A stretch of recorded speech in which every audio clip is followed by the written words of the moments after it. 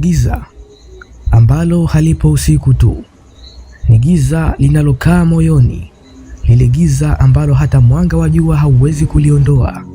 Zaid, kijana wa mtaa wa kati, alilelewa katika familia ya dini. Baba yake alikuwa mcha Mungu, mama yake alikuwa mpenzi wa Qur'an. Lakini Zaid alipofika umri wa barehe akabadilika. Marafiki wakamvuta, si kwenye elimu bali kwenye starehe za dunia. Pesa kidogo aliyokuwa nayo ilitumika kwenye vijiwe na vibes zisizo na maana. Siku zilivyozidi kwenda, moyo wake ulizidi kuwa mbali na dini. Swala ikawa hadithi, Qur'an akasahau hata herufi. Lakini jambo moja halikuwahi kumtoka, dua ya mama yake.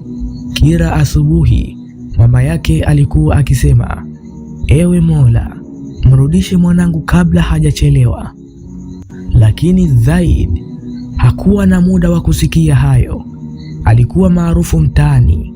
Kila posti yake Instagram ilikuwa na maoni kibao, mapicha ya lifestyle, chakula, magari, safari za beach.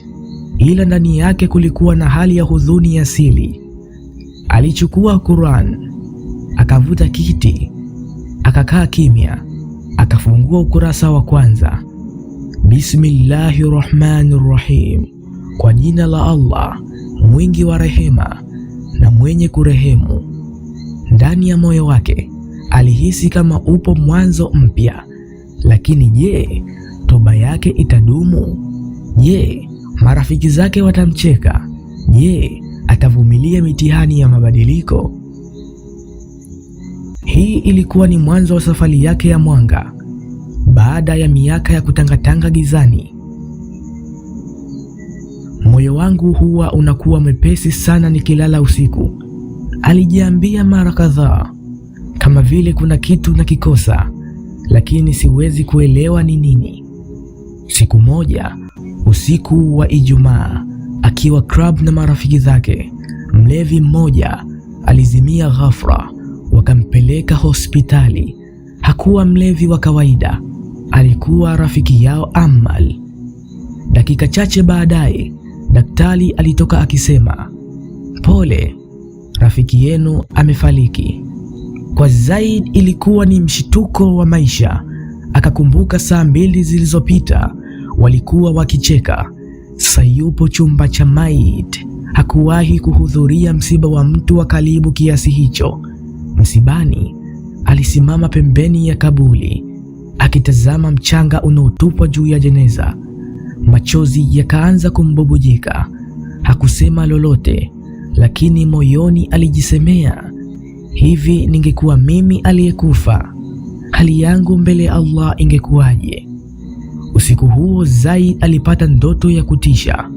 Aliota kaburini peke yake, giza, upepo mkali na sauti nzito zikisema, Zaid, nini ulifanya kwa ajili ya Mola wako?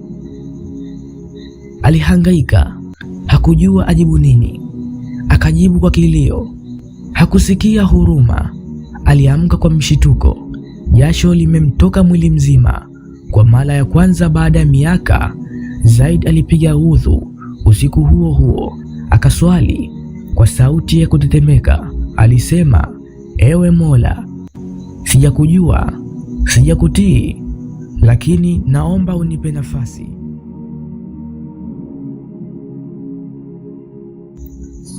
Lakini je, safari ya Zaid ya kuelekea kwenye mwangaza itaendelea au giza la zamani litamvuta tena? Usikose episodi ya pili, ishara kutoka kwa Allah, inayokuja hivi karibuni. Subscribe sasa ili usipitwe.